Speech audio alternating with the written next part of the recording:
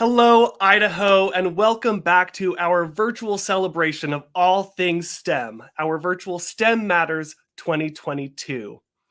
My name is Crispin Gravatt, a member of the Idaho STEM Action Center team, and in these videos, I will help walk us through a little more understanding of what STEM is and what it looks like all across the state of Idaho. Now, what we do know is that STEM jobs are a really important part of Idaho's economy, especially over the next coming years. But what exactly are the trends? What can we expect moving forward? Here to break down some of the details is Jan Rozier, the Southwestern Regional Economist with the Idaho Department of Labor. Jan, welcome. Hi, Crispin. How are you? I'm doing very well. Thanks for joining us. Good. Happy to be here. Awesome. So just to kick things off, I guess at a super high level, what are some of the trends that you're seeing in the data related to STEM in Idaho? Well, the data is very interesting, especially this year, because we're coming off of a base year that included a pandemic. And having that pandemic in our data and in our numbers has changed things a little bit than compared to what we would normally see in most years. We're seeing a little bit more of those frontline staff showing up, and that's a little bit less STEM, but still, we still have STEM growing faster than all of our jobs as a whole in Idaho. Most of our jobs are distributed. We have such a really fabulous, diverse economy in Idaho. And so our jobs are spread all the way across, and we have jobs for every worker out there, for every educational attainment that we have available. And I will say that we have always found those STEM jobs to be jobs that have a less likelihood to be unemployed. And because they're knowledge-based, most of them do have a little bit higher education, certainly at least a community college level associate's degree. And we find that that helps with retention. People find jobs that have benefits. They're happier with their jobs. So STEM jobs offer so much to our students out there that are trying to discern what job they'll go into. And it's also so important to have that knowledge base because those jobs are less likely to be obsolete down the road. So our 2020 jobs that we used as a baseline and then project out to 2030 really do include, of course, a lot of healthcare professionals, because that has been one of the most recession-proof industries across the board. Now, it's not what we consider a driver of our economy because it is based on population growth. But you look at Idaho, and we've had 2.9% growth last year. The year before, it was 3.3%.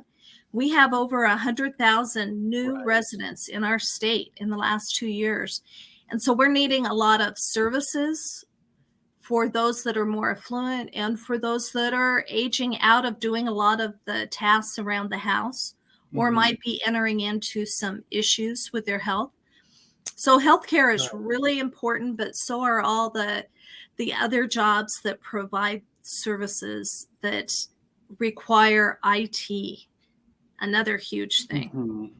And our manufacturing is really strong. We have a lot of research and development. So those jobs, I mean, there's just something for everything, Crispin. We're really excited about STEM jobs. We always are. Yes, us too.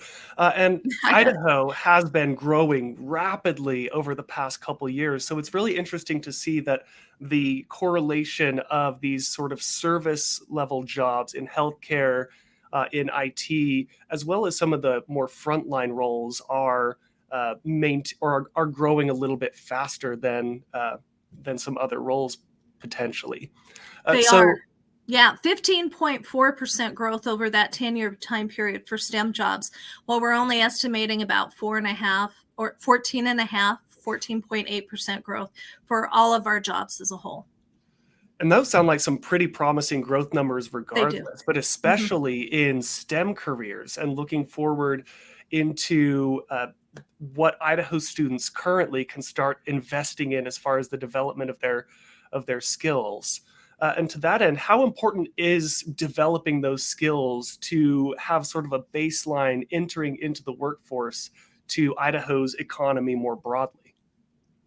Oh, it's huge. In the past, kids 16 to 18 have been in the workforce a little bit more than the teenagers currently are.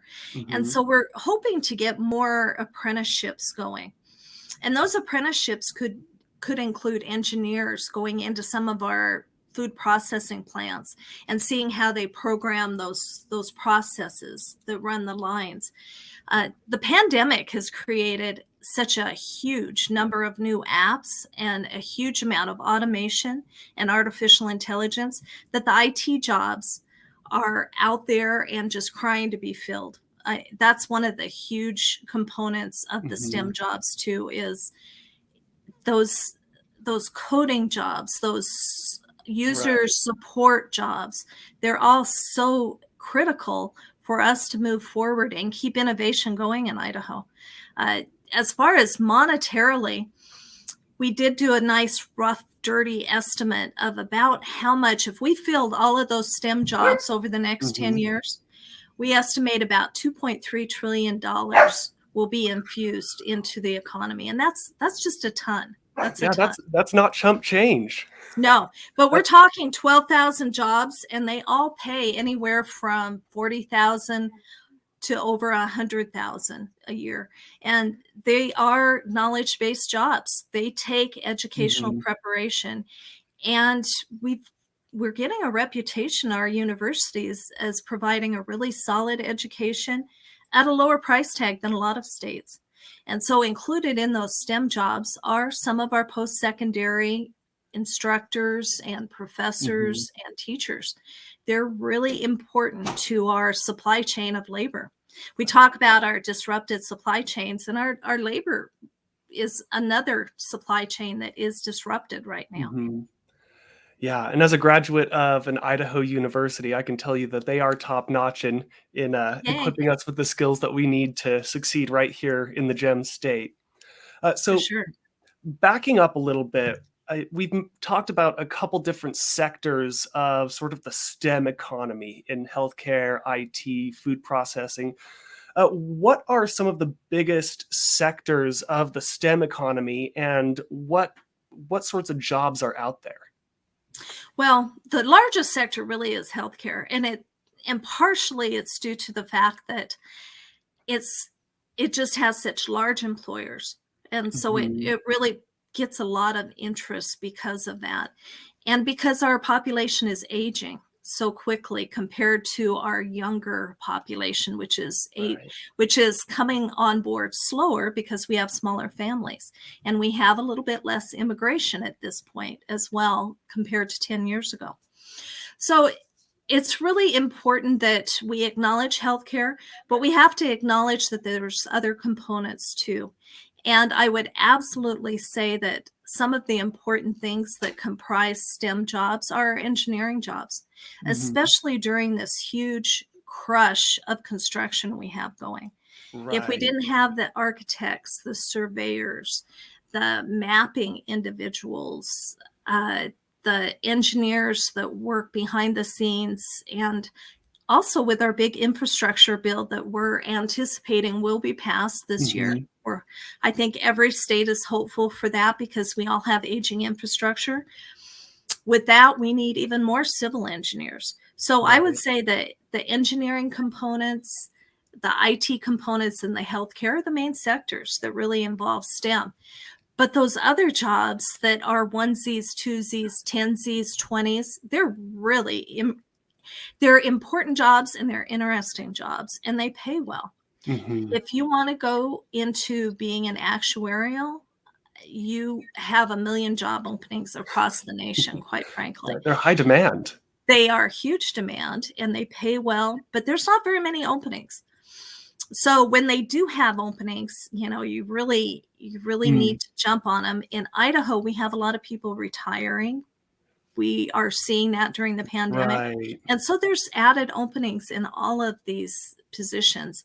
And I think this is really a case for great timing for new graduates coming out of college, because there are so many job openings out there. There's, at any given time, you and I have talked about the fact that there's about 3,500 STEM job openings at any given time across the state.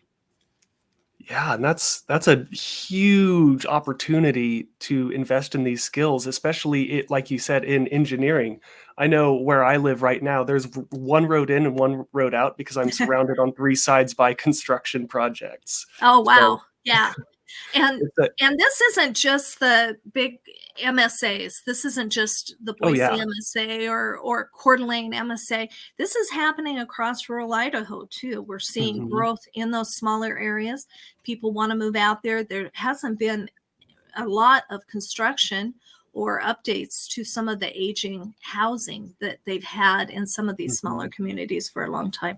So there's opportunities across the board for all of these Right, things. and with infrastructure projects like improving our roadways and investing in broadband infrastructure and that sort Oh, of thing over broadband's the next, huge. Yeah. yeah, We've really yeah. seen that. The demand for that, especially with the school closures and Mhm. some of the online schooling that people are adapting to, especially post-secondary. If you can get your nurse practitioner degree online, living in a rural area, why wouldn't you do that? I mean, Right, it's just makes sense. So yeah, there's a lot of opportunities for STEM jobs. And right, I, and I oh, go ahead. I'm sorry. it sounds like another really great opportunity for folks from communities all across Idaho to build these skills and stay in their communities.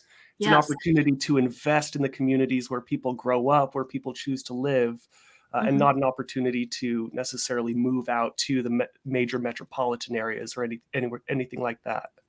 Right. In the past, we always had a brain drain. We felt like we had a lot of Mhm. our young people leaving. Our surrounding states all had higher wage structures than Right. Idaho had. And so it was always tempting, especially when they're young, to move out. Sometimes they go away for college. Mhm. And the fact that we can pull them back in is just amazing. Yeah. And the remote jobs has really helped with that as well. When you Mhm. can work for maybe a major company and have a little higher wage base and be able to buy some of the local services and invest in Idaho's economy by living there, that's just a Mhm. win-win for everybody. Yeah. So pretty So exciting. looking at the state as a whole, do we know sort of what proportion of our economic activity or our STEM jobs are, or what percentage of our economic activity or something related is in STEM, and how does that relate to sort of the nationwide average? You know, we really have to look at occupations when we're looking at STEM, and it'd be Mhm. easier to say, oh, our gross state product is derived from this percentage of STEM industry activity. But actually, those STEM occupations are spread across almost all industries, quite frankly. Everybody Mhm. needs some computer support. Our retail, our hotels, our almost every industry. And so when we're looking at that type of comparison that you're requesting, how much of a share of our economy is dedicated towards STEM, I think we have to look at occupational numbers. And so, in this particular instance, with our most recent projections, we're estimating that in 2020, we have about 10.3% of our jobs are STEM related jobs, compared to the nation, which is at 6.7%. Now, when it comes to 2030, we're going to grow by a little bit, but not a lot. And part of that is just the fact that we're we're anticipating some of the same behavior going forward. Mhm. We redo our projections every 2 years because we know there are changes. There are changes such as we've seen in this pandemic Yeah, that have changed structurally our labor market and things are how we changing do every business. day. Yeah, every day there's a change. So we're not double the state share, but at 10.3%, that's really a large share of what Idaho has going on. And part of it has to do with the fact that we have a lot of wealth building industries within our state. Mhm. Agriculture is a wealth builder. Those goods producing are really wealth builders. So Gotcha. construction, agriculture, mining, uh, Manufacturing, of course. Yeah. Yeah, so we have a lot of that going on, and we've had our manufacturing and our agriculture growing over the last 10 years at times when the nation has been counter to that and have seen those job totals going down. We see that production and those jobs going up. So Idaho's really been on a growth path, not only with population, but with employment and gross product. Yeah, it sounds like Idaho employment is maintaining a certain level of resiliency over time as well, especially in the proportion of STEM activity that we're seeing. Yeah, I would agree with you, Crispin. One of the things that when I've read some reports on STEM and how to gauge resiliency among STEM, of Mhm. course, in this last recession that we had that only lasted a couple of months for Idaho anyway, and for the nation. I mean, we had such a Mhm. quick trough and then a quick peak again afterwards. And while the Right. nation hasn't recovered like Idaho has, we quickly came out of that. And part of the reason for that resilience is just the fact that a lot of knowledge based jobs, like STEM jobs, can be done remotely. But that's across all states. So we take that Mhm. away and we say, why did Idaho come back so quickly? But a lot of what we do too has a lot of uh, it has a lot of growth behind it. There's just been a big growth engine. Right. We have commodities in our fields that are worth a lot in our domestic market, but they're worth a lot also in our global market. And so we Mhm. have that going on. We have research and development behind our durable and our non-durable manufacturing. So you look at the University of Idaho, our landmark university, Mhm. land grant university, particularly. I won't say landmark because a lot of BSU fans would take a problem with that. But quite frankly, the research that they have going on in different parts of particularly southern Idaho in our commodity based Mhm. areas. So there's a research plant and school in Payette that's growing. They're going to do one on cattle and animal husbandry to go with the food processing component here in the Treasure Mm. Valley. So they have plans for that. The dairy industry is going to do a huge project, and that's been on the works for a long time, but now they're starting to really like pencil it in, flesh it out. They've got their land for their CAFO. They're hoping to recreate something like the Tillamook Cheese Factory right there at the interstate of Highway 93 and Interstate 84. And so they'll have an interpretive center, let's call it. They'll also have the food processing center at CSI. So across our nation, we're doing a lot Mhm. with research. They research sugar beets in Kimberly. But then we look at Micron and their major research and development center is Right. there. And these research and development jobs are the backbone of STEM, quite Mhm. frankly. They fill out our science and our just our higher ed. They all require PhDs. They all require a great deal of study and preparation for these jobs. And so to have that a growing industry within Idaho is pretty exciting. Mhm. Yeah, and so something that I keep hearing when I hear folks talk about these sorts of jobs is they fall on the spectrum of cognitive and complex skill sets that are required, Yes. especially as we go into some of these more technical, more research focused, more development focused jobs. So partially feeding into those, but also looking at the broader service level STEM careers that we're seeing throughout the state. What kinds of skills are Idaho's employers looking for in their workforce, especially in these STEM fields? Well, they have a term they call soft skills, and Mhm. You would think that wouldn't necessarily apply to STEM, because there needs to be a lot of hard technical skills that STEM jobs carry. And they do, but you still need to be able to troubleshoot and to Right. evolve and change and grow with the job and be flexible and work with people and work in a team environment.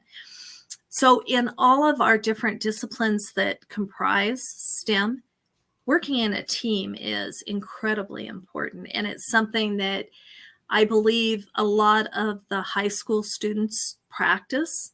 But the Mhm. more they do that in clubs and within their classrooms, the more experience they'll have going out, especially in areas like cybersecurity. You have to work with a team. Right. You have to understand what that end user is going to expect, and you have to have somebody to represent them.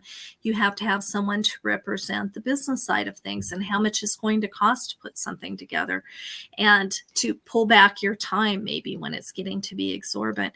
You have a whole lot of players that have to work together and collaborate. And to do something successfully requires that teamwork. So those are some of the skills that I think are important, that might be termed soft skills, but pretty critical soft skills. Well, they're core competencies, and that's a Yes, theme that's been popping up as I've been chatting with industry leaders in different sectors. The really necessary development of communication and teamwork skills, because your technical skills are only as good as you can communicate them and put them into practice in the workplace, right? exactly. Yeah, Exactly. I mean, who's going to even understand what you're talking about if you can't get the point across? So, right. absolutely. Right, Hmm. and STEM, like student competitions or working together on Hmm. STEM projects in the classroom, are some of the best ways that students right now can begin to sort of troubleshoot and build those skills and work together and figure out what works for them, what doesn't, as they move into higher education and into the workforce. Oh, exactly. And we were talking about healthcare. I mean, imagine a world in which you didn't have a group of Right. different uh, competencies, let's call them, uh, trying to understand someone's condition and make a prognosis that works with all the different Mhm. parts of the body. I mean, you have to work in a team no matter where you're looking. Even the post-secondary teachers that fall into the STEM uh, category, they absolutely are working together with the bigger picture of all of the teachers and instructors and professors in order to ensure they're putting together what industry needs. And so most schools, especially the community colleges, but I'm absolutely sure the higher ed universities do this as well, but they have to work with industry leaders and Mhm. figure out what's needed in the workforce. Right. So throughout our lives, we have to collaborate, but particularly in STEM. There's just so many externalities and nuances to it that they need to work together and come to good solutions. Yeah. So looking at this from a different angle, what are some of the challenges that you've heard companies in Idaho facing regarding their STEM workforce? Well, during a pandemic, it's tough because Hmm. I hear a lot of professionals complaining because they have so much on their plate at home Right. and at work, and without barriers between the two, especially when they're working from home. And so I really do think that there's some things we can do to make life better for all of our workers by somehow subsidizing some childcare and making sure that we have really good early childhood education to prepare our kids for these STEM jobs. So so those things are important, and they make it easier for our workers to get to work. Right now, we just have a labor shortage, quite frankly. Mm. And the labor shortage is evolving because we have some structural changes in our population. We're not the first country to encounter this. Right. Certainly, there's aging nations out there. Japan's been dealing with it for a very long time. China's starting to see some ramifications from some of their policies, and they have a lesser workforce to deal with as well.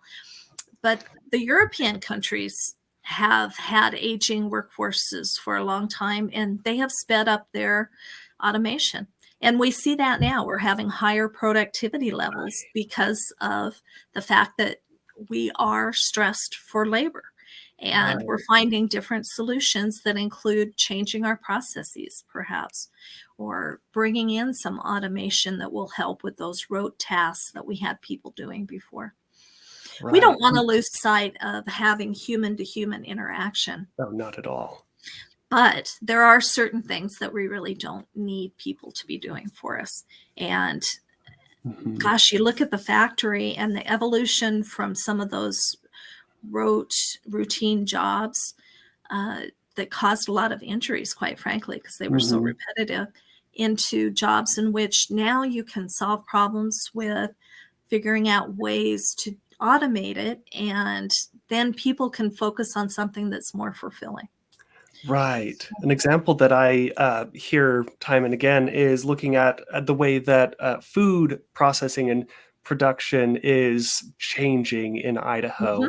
going from people on production lines doing the bulk of that rote routine work to ensure that Idahoans have the food that we need and the food products that we need to eat. Uh, Yeah, but that absolutely. industry is changing more toward automation, which is changing the kind of workforce that they're looking for to be more skilled in troubleshooting, in engineering, in programming some of the artificial intelligence that goes into the machines that now do the food production. Mhm. Now, some of these people that worked in these jobs were probably there because they had a spouse that lived in a small community, and so maybe they needed a job or they wanted to stay because they have family there. And it doesn't necessarily mean that their brains aren't prepared to take on some of these challenges. So the good news is that those jobs are available now and people can see that they are available. Mhm. But we do need to get people into those plants more, and that's kind of a catch 22 because Right. there's insurance concerns, there's concerns about hygiene and keeping that process very sanitary.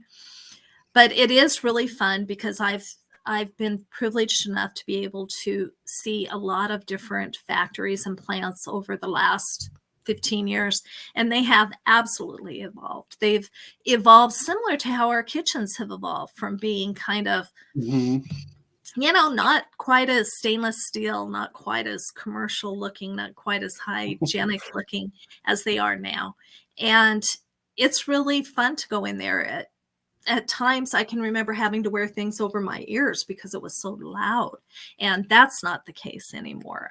They've really changed a lot of things, and so it's really neat to see, and it's neat to go into some of their research and development places and see how they're coming up with products for other companies that need, maybe let's use the example of Chobani. Maybe they just need Mhm. something dipped into yogurt, and they don't want a whole yogurt, but they want that dipping, and so they'll order maybe part of that to go to them.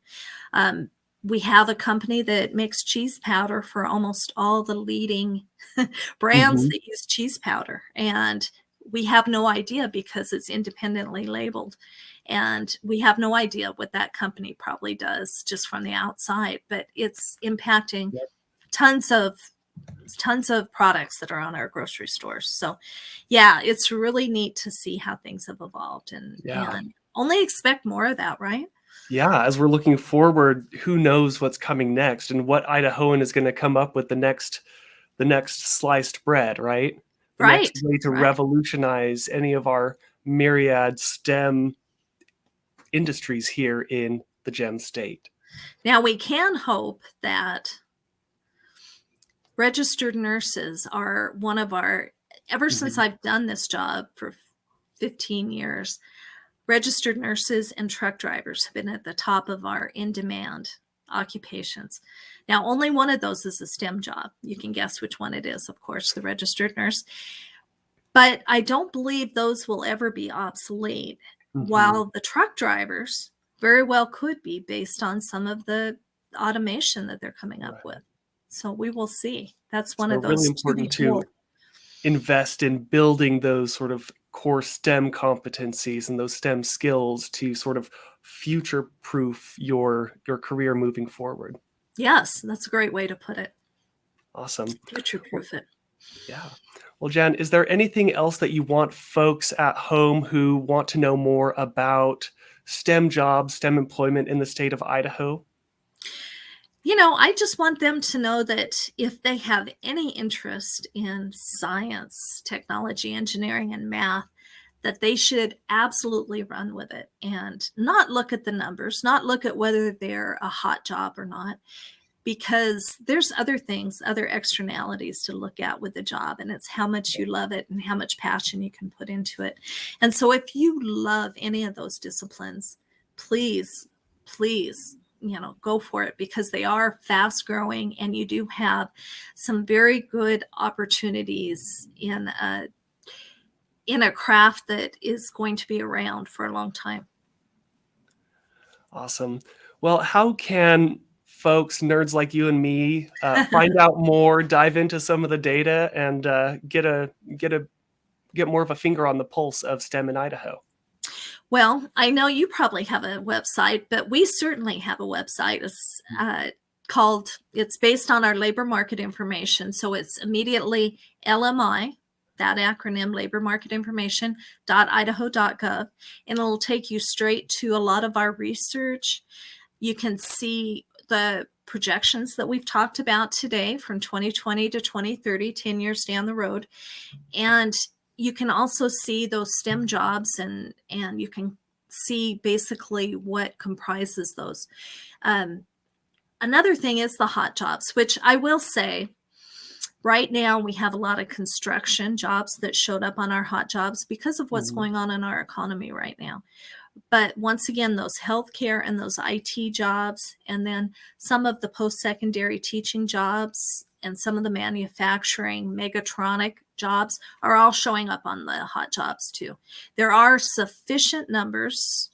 So you have to have the numbers, the growth rate, and the wage to make the hot jobs list. And certainly most of those STEM jobs fall in there, except for some of the ones that are smaller, like we talked about, the actuaries and the economists like myself and yourself. Yep, data scientists. Yeah, absolutely. LMI.idaho.gov, and you can just play and pull up things on Tableau to your heart's content. Awesome. Well, Jan, thank you so much for filling us in a little bit about some of the trends in Idaho's STEM economy. We look forward to keeping a finger on the pulse and learning more as the years go on. Absolutely. And thanks for doing all you do at the STEM Action Center, Crispin. We appreciate it. Always happy to. Okay. Take care. Thank you. Bye. All right, everybody. Thank you for tuning in to another edition of our STEM Matters virtual celebration videos. Be sure to check out all of the videos that we have highlighting science, technology, engineering, and math all across the GEM state. I will catch you next time.